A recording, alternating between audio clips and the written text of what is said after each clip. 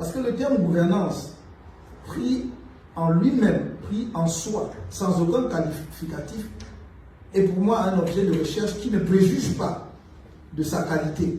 Vous pouvez appliquer le terme gouvernance à l'analyse ou à l'étude d'une société non démocratique comme d'une société démocratique. Vous constaterez simplement les règles de fonctionnement et de voir si un certain nombre de paramètres, de critères sont respectés ou pas. Mais ici, le thème de la conférence a choisi de qualifier la gouvernance. Et pour y répondre, je vais distinguer deux choses. Dans un premier temps, je vais répondre à la question « Qu'est-ce que la bonne gouvernance ?»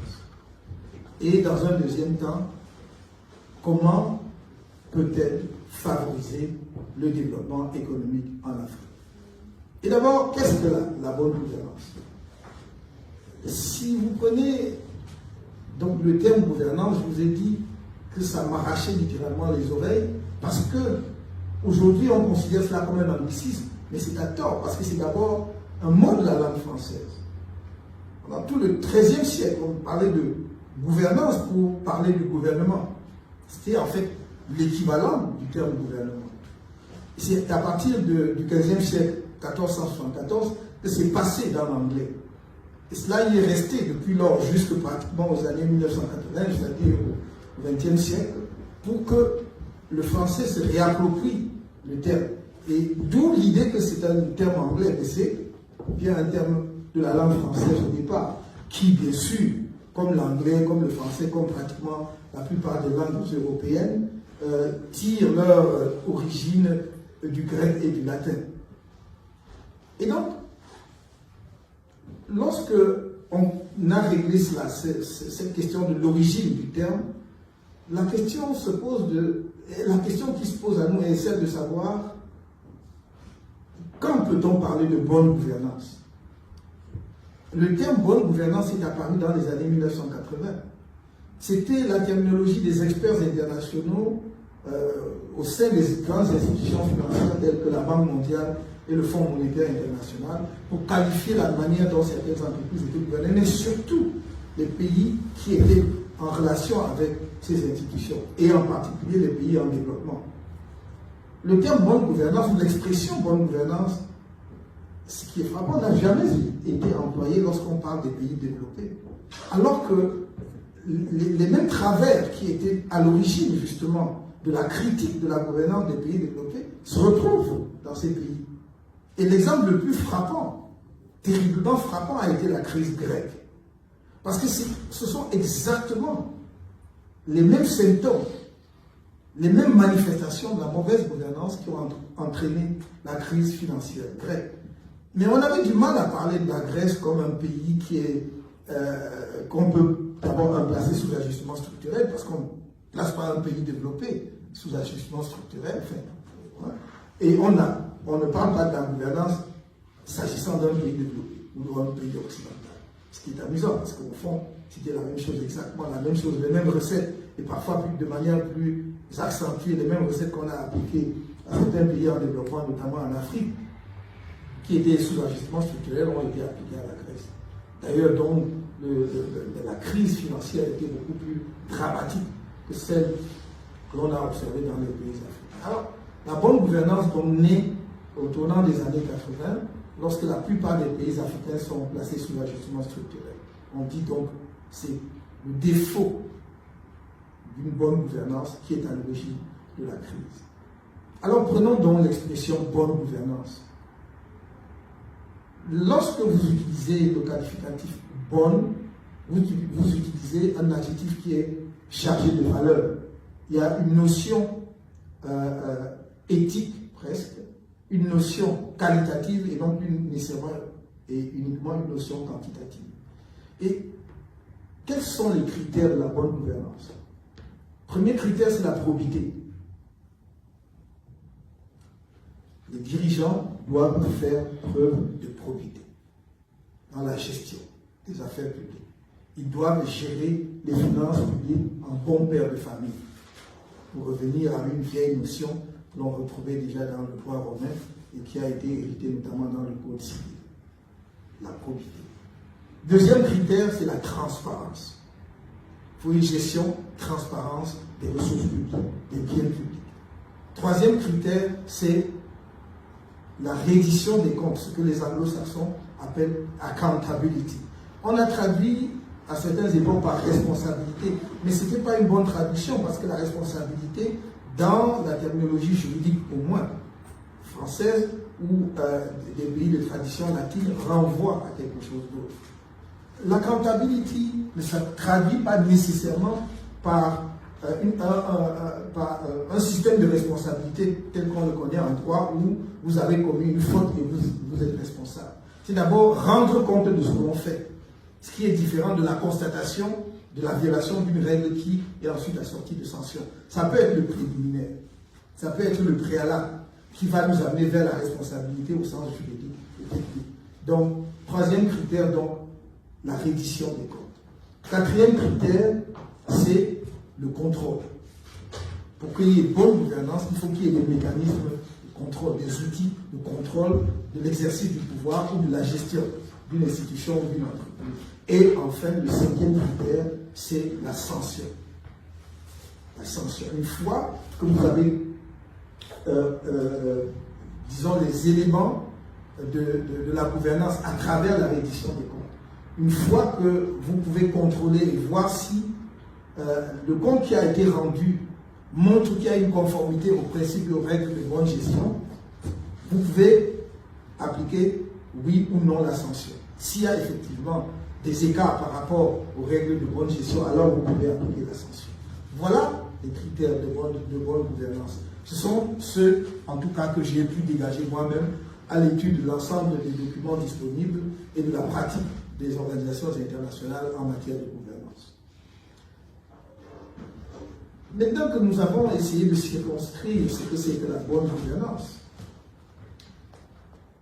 nous pouvons dire que la bonne gouvernance est un gouvernement, une administration ou un exercice du pouvoir qui permet d'atteindre les objectifs de satisfaction des attentes des populations ou des objectifs qu'une institution ou un État s'est fixés. Une fois que nous avons dit cela, reste la grande question. Dans quelle mesure la gouvernance et la bonne gouvernance, ainsi entendue, peut concourir ou favoriser le développement économique d'un État? Et c'est ce que je voudrais examiner dans la seconde partie de ce propos, où je vais être peut-être un peu plus long.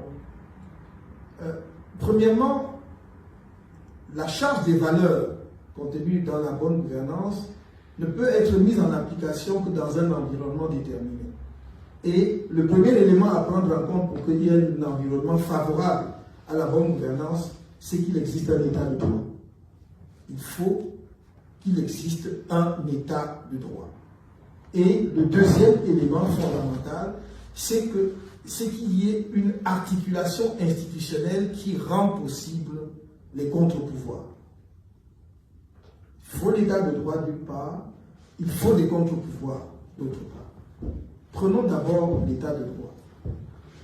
L'État de droit, même si nous voulions nous attarder à la définition qu'en donna Carré de Malbert, qui est un des publicistes français qui a travaillé sur cette notion d'État de droit qui est d'origine allemande.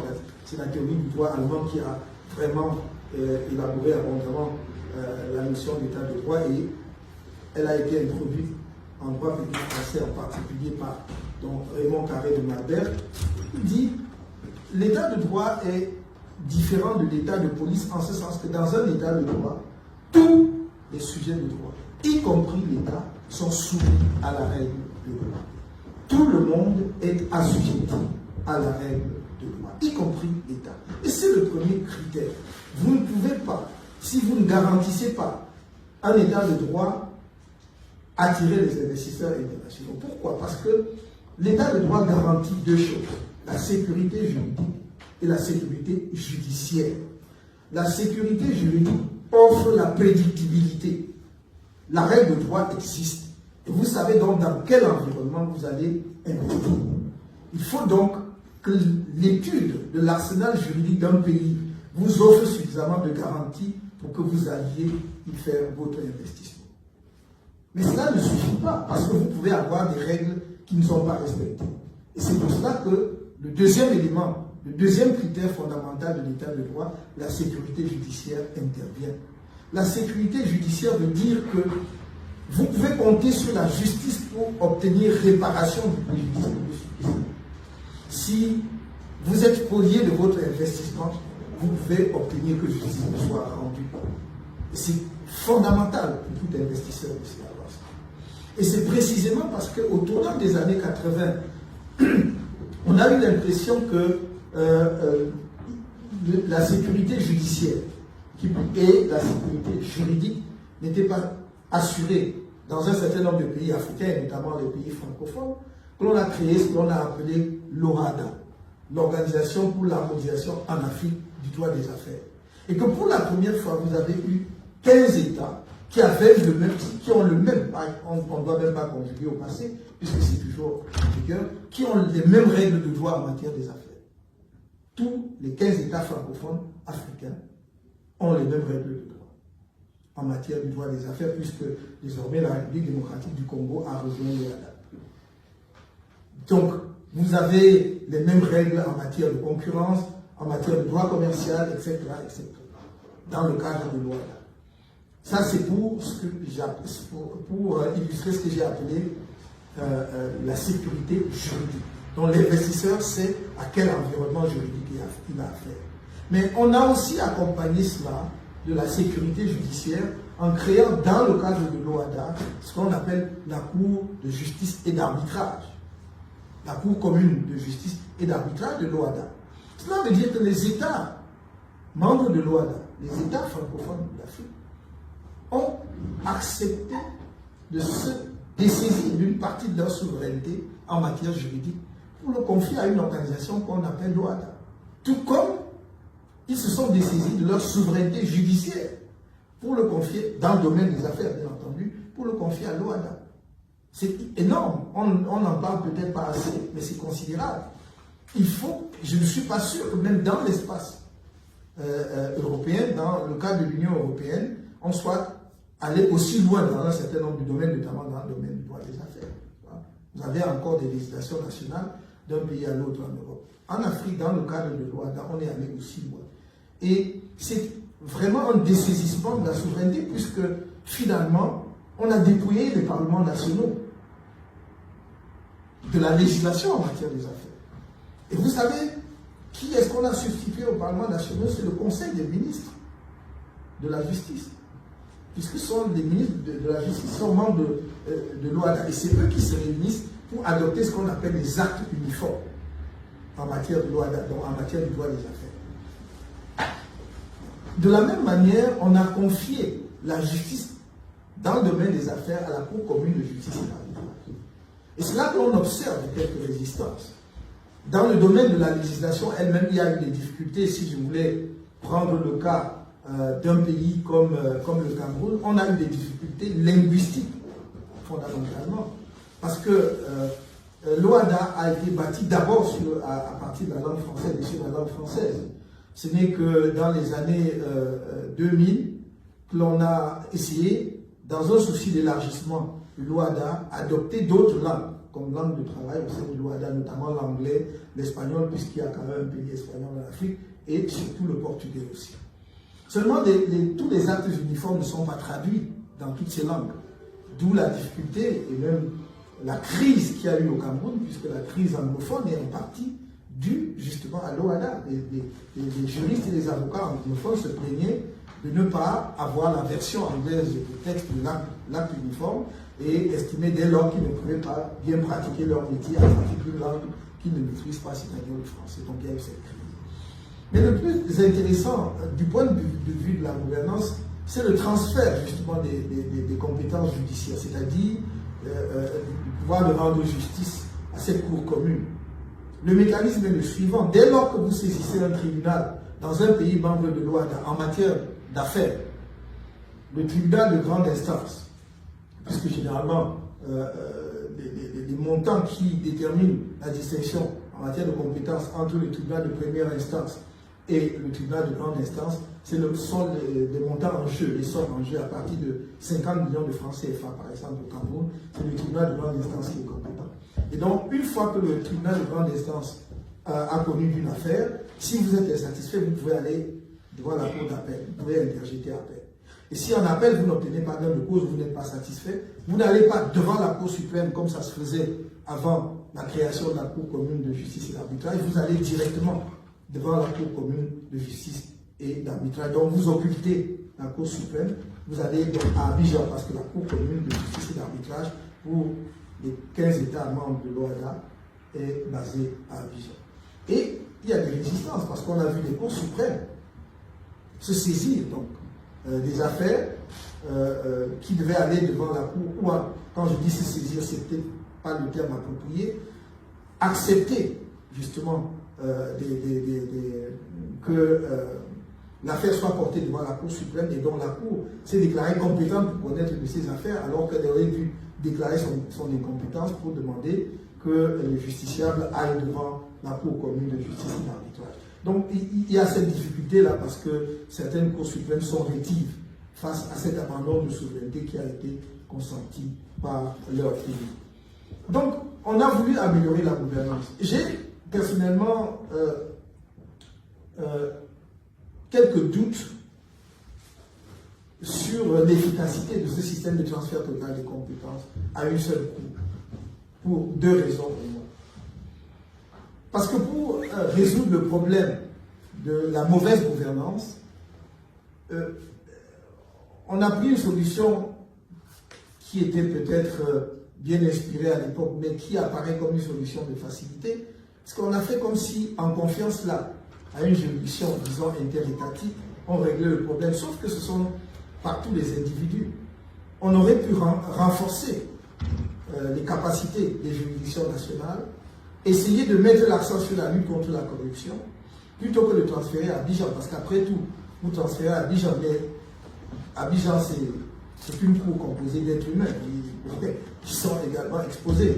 Je ne dis pas qu'il y a de la corruption à Abidjan, mais il pourrait y avoir de la corruption à Abidjan, donc ce n'est pas une solution absolument imparable. La seconde raison de ma perplexité, c'est le risque d'engorgement.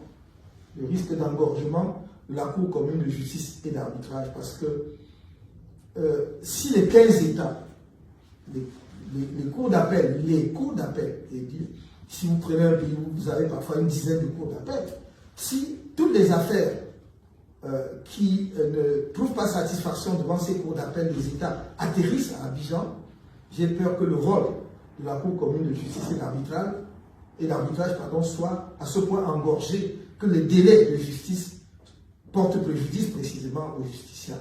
Et que le but recherché par l'investisseur ne soit pas obtenu, puisque l'investisseur veut avoir une solution rapide à son contentieux et pour pouvoir avancer. Et on peut ajouter à ce risque de lenteur le fait, dénoncé d'ailleurs par des juristes d'autres pays, le fait que cette centralisation à Abidjan oblige les justiciables de chaque pays à payer des frais de justice beaucoup plus élevés puisqu'il doit déplacer ses conseils, il doit envoyer ses avocats à Abidjan pour plaider. Donc ce sont des coûts additionnels à supporter que surtout les petites et moyennes entreprises ne sont pas toujours prêtes à supporter. Donc voilà pour ce qui est de l'état de droit. J'ai voulu illustrer par l'OADA, parce que c'est directement en prise avec le développement économique, puisque c'est vraiment le droit des affaires, c'est le droit des investisseurs. Pour montrer effectivement comment il y a une recherche des solutions pour rendre les pays africains, et en l'occurrence les pays membres de l'OADA, plus attractifs. D'une certaine façon, peut-être cela a-t-il aidé, mais il faudrait qu'il y ait des études précises, statistiques, pour que l'on voit si le volume d'investissement a varié significativement, volume d'investissement étranger bien entendu, significativement dans ces pays depuis la création de l'OADA par rapport à ce qui se faisait avant. Je ne suis pas toujours très sûr que cela ait varié substantiellement, puisque je vois par exemple que certains pays en termes d'investissement direct étranger sont au même niveau qu'ils étaient avant. Donc le seul fait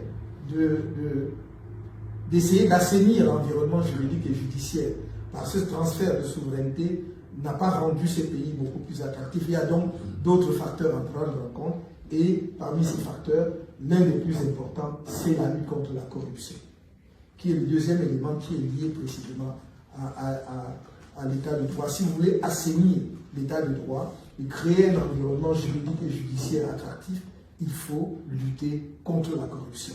Parce que vous savez très bien que la justice est un des segments les plus décriés en termes de corruption dans les pays africains. Et il faut considérer que c'est peut-être d'ailleurs l'élément aujourd'hui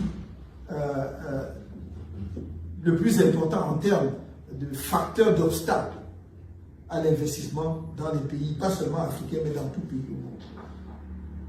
Un rappel historique. La lutte contre la corruption au niveau international a connu sa première manifestation sur le plan juridique aux États-Unis en 1977 avec l'adoption de la Foreign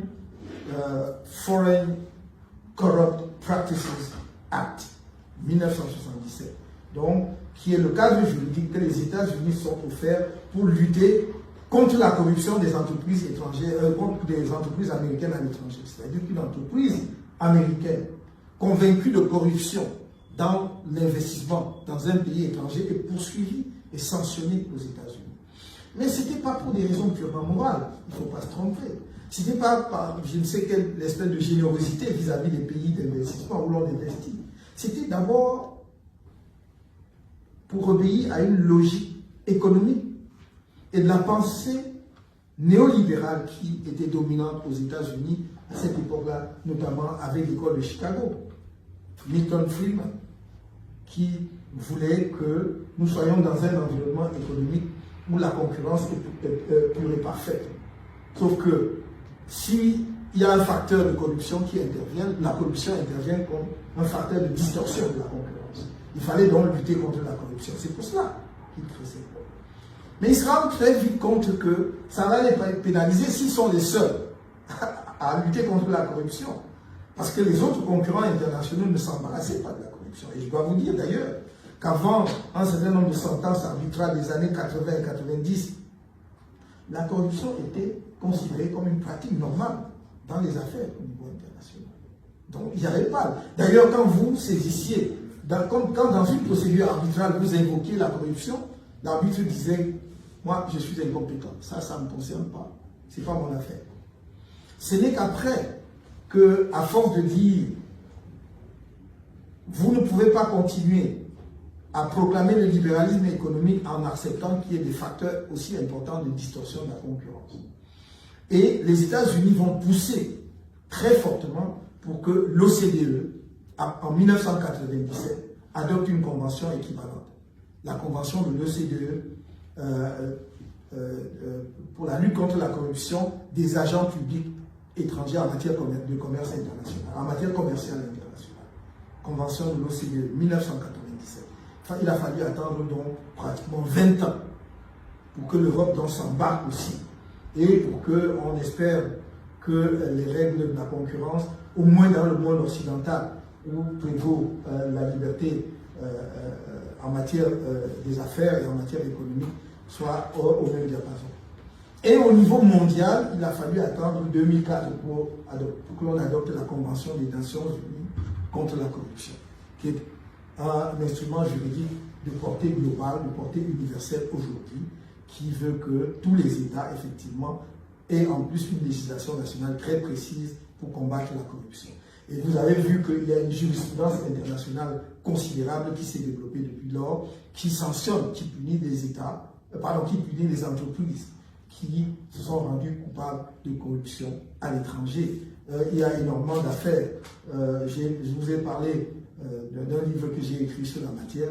J'ai recensé un certain nombre d'affaires là-dedans, et qui implique d'ailleurs aussi, dans cette affaire de lutte contre la corruption, devant les tribunaux des pays des entreprises qui sont rendues coupables de corruption, non seulement l'entreprise elle-même, mais parfois les personnes qui ont été corrompues dans les pays en développement. Je pense à l'affaire de Sani Abacha, qui fut président du Nigeria, et des procédures qui ont eu lieu à Londres, en Grande-Bretagne, où les avoirs des biens d'Abacha ont été saisis. Je pense à des affaires qui ont eu lieu contre des dirigeants en Zambie, d'entreprises britanniques qui ont pratiqué la corruption en Zambie en matière d'investissement et qui ont été poursuivis et sanctionnés devant les tribunaux britanniques également. On a reproché d'ailleurs à la France pendant longtemps d'être très mauvaise élève, disons ça comme cela, en matière justement de lutte contre la corruption d'entreprises françaises à l'étranger. Ce n'est que récemment, il y a à partir de 2010 qu'on a eu les premières affaires. Peut-être avant 2010, mais l'aboutissement, c'est après 2010, notamment avec les affaires ELF et autres, où on a eu les premières affaires où des entreprises françaises ont été poursuivies pour pratique de corruption à l'étranger. Donc cette affaire de lutte contre la corruption est l'une des pierres angulaires de la bonne gouvernance et la condition pour créer un environnement idoine et attractif pour l'investissement étranger dans les pays étrangers et en l'occurrence dans les pays africains. L'autre élément à côté de la bonne gouvernance, c'est l'articulation des institutions. Il y a un livre très intéressant écrit il y a plusieurs années déjà par deux Américains intitulé Why Nations Fail. Why Nations Fail, qui est une étude très très approfondie sur un certain nombre de pays asiatiques qui ont émergé, ce qu'on appelait les dragons, entre autres, et il expliquait finalement, et en faisant une étude comparative avec un pays comme l'Égypte et le Nigeria, en montrant qu'ils avaient à un moment donné le même produit national brut, ou même le même PIB par habitant. Et comment ensuite il y a une différence fondamentale, une accélération de développement dans les pays asiatiques et pas dans les autres. Pourquoi? Parce que, disait-il, ces pays-là avaient réussi à créer des institutions inclusives à un moment donné, donc des institutions qui permettent une vraie participation des populations, et en créant donc ce que j'ai appelé tout à l'heure des contre-pouvoirs. Il est extrêmement important. Et je crois que, contrairement à l'idée répandue, la démocratie en soi ne suffit pas, surtout si on la limite à l'organisation des élections. Vous pouvez avoir des élections périodiques qui vous donnent un certificat de bonne conduite démocratique, parce qu'on va dire, vous tenez vos élections régulièrement, vous choisissez, alors qu'il n'en est rien. C'est en fait l'arbre qui cache la forêt, parce que si derrière cela, il n'y a pas de véritable contre-pouvoir et des mécanismes de contrôle institutionnel, alors vous n'avez pas le résultat escompté. Tenez, par exemple, vous pouvez avoir, et vous en avez beaucoup en Afrique, des systèmes où les élections se tiennent très régulièrement, mais où le jeu est fermé parce que vous aurez une majorité électorale qui est acquise d'avance, obèse, où le Parlement va être juste une caisse de résonance de l'exécutif et va en réalité contribuer énormément à la concentration des pouvoirs. Et plus vous avez une concentration de pouvoir, moins vous avez de mécanismes de contre-pouvoir. Et si vous n'avez pas assez de mécanismes de contre-pouvoir, vous ne pouvez pas avoir la reddition des comptes.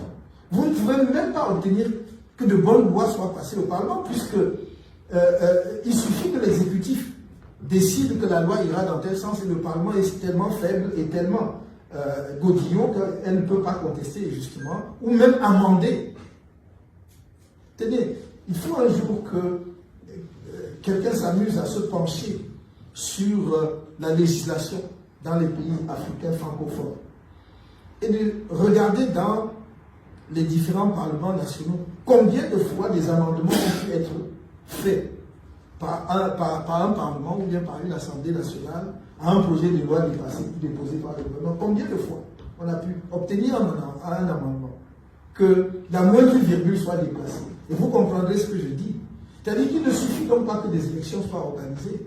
Il faut encore que le jeu électoral soit ouvert pour que de véritables contre-pouvoirs existent. Si vous ne pouvez pas obtenir qu'une assemblée fasse des amendements à des projets de loi, si vous ne pouvez pas obtenir, par exemple, que des institutions judiciaires, qu'il y ait une cour des comptes ou une chambre des comptes qui contrôle effectivement les comptes publics et rende compte de ce qui se passe en matière de gestion, et que cela soit ensuite, éventuellement, s'il y a des irrégularités, sanctionnées par l'instance judiciaire, si la justice elle-même, alors qu'elle est proclamée pouvoir dans la Constitution, devient simplement un prolongement de l'exécutif, etc., etc., vous n'avez pas de contre-pouvoir et vous n'aurez donc pas une bonne gouvernance. Donc, méfiez-vous de la démocratie trompe-l'œil démocratique, en fait, qui est l'arbre qui cache la forêt de l'autoritarisme et de la dictature, qui ne permet pas d'avoir une bonne gouvernance. Par conséquent, je ne mettrai pas un signe égal entre démocratie égale bonne gouvernance. Non, je ne mettrai pas ça. Parce que l'expérience nous enseigne totalement le contraire. Théoriquement, la démocratie devrait être égale bonne gouvernance, mais en pratique, la pratique ne nous enseigne pas ça. Parce que moi-même, j'ai toujours dit, la démocratie est la précondition du développement, pourvu que, effectivement, la démocratie ne soit pas entendue simplement comme un jeu électoral qui est d'ailleurs souvent fermé. Donc, il est important qu'en dehors de l'état du pouvoir, il y ait des mécanismes institutionnels qui produisent des contre-pouvoirs, mais qui permettent aussi la participation de la population. J'entends par là qu'il n'y ait pas un tel centralisme que l'espace territorial soit complètement occulté et se réduise à la capitale où se prennent des décisions. Vous avez beaucoup de pays où on peut vous parler par exemple de la décentralisation. On va vous parler de la décentralisation. Mais est-elle effective? Est-ce que le degré d'autonomie, justement, des collectivités territoriales décentralisées permet aux populations de s'occuper de la gestion de leurs propres affaires? Pourquoi est-ce qu'un citoyen d'un pays qui est à 2000 km de la capitale n'a pas d'autre choix que de faire 2 jours, 3 ou 4, 5 jours de route pour aller suivre un dossier à la capitale? Ça n'est pas un signe de bonne gouvernance. Parce que ce qui est vrai du citoyen, par exemple, qui va suivre un dossier pour la fonction publique, l'est également pour l'entrepreneur. Si vous êtes créateur d'une PME à 2000 km de la capitale, et que pour avoir parfois certaines autorisations, vous devez aller à la capitale pour l'obtenir, il y a un problème.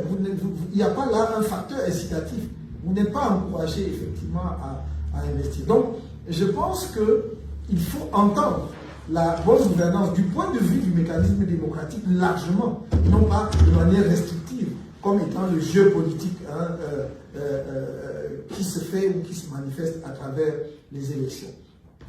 Voilà, je crois, très globalement ce que je peux dire sur le thème que vous m'avez soumis aujourd'hui, en disant, pour terminer, je pense qu'il faut dire ici très clairement que le débat qui peut-être a encore cours, mais qui a prévalu à une certaine époque, de savoir est-ce que les régimes autoritaires sont producteurs de développement, est-ce que les régimes démocratiques le sont également? La réponse ne peut pas être théorique. C'est l'expérience concrète, pratique, qui vous permet de répondre. Mais je peux dire de manière certaine que le régime autoritaire ne produit le développement économique que si à l'intérieur il a su sécréter des contre-pouvoirs. S'il n'y a pas de contre-pouvoir, vous n'aurez pas de développement économique, même dans un régime autoritaire. Et je peux l'illustrer très aisément. Vous pouvez observer aujourd'hui que nous avons eu des régimes autoritaires de partis uniques en Afrique pendant les 2 premières décennies des indépendances. Ça a généré un certain développement. Sauf qu'il n'y avait pas suffisamment de mécanismes de contre-pouvoir interne. Parce que l'économie étant dirigée, dès lors que le dirigisme s'est effondré, il s'est effondré avec l'économie. Or, justement, l'économie ne devrait pas dépendre de l'individu ou de la personne qui est là à un moment donné. Les mécanismes propres de la société doivent permettre à l'économie de continuer de fonctionner, quels que soient les dirigeants qui sont en place. Et je pense que c'est là le problème. Si vous prenez aujourd'hui, par exemple, un pays comme la Chine, moi je ne connais pas très bien le détail des subtilités du fonctionnement du régime politique chinois. C'est toujours un régime communiste, nous dit-on. En tout cas, c'est toujours un régime, sur le plan politique, dirigé par un parti unique. Mais il a sécrété des mécanismes internes. Il a sécrété des mécanismes. Si vous regardez comment on arrive au sommet, comment on devient président en Chine, vous verrez qu'il y a des contre-pouvoirs internes. Et vu de loin, va dire non, c'est un régime fermé autoritaire, oui, vu sous l'angle des mécanismes de la démocratie occidentale, certainement. Mais si vous regardez, vous verrez par exemple que depuis une vingtaine d'années, il y a eu au moins 4 présidents en Chine. Alors que depuis une vingtaine d'années, il y a eu un seul président dans beaucoup de pays africains. Ça change du tout au tout. Cela veut dire qu'ils créent leur propre mécanisme interne qui permet d'avoir des contre-pouvoirs politiques, qui permet de redéfinir en permanence la direction, qui effectivement peut d'ailleurs avoir quelques limites, mais qui nous montre qu'ils peuvent créer les conditions du libéralisme économique dans un système politique communiste, ou en tout cas dirigiste.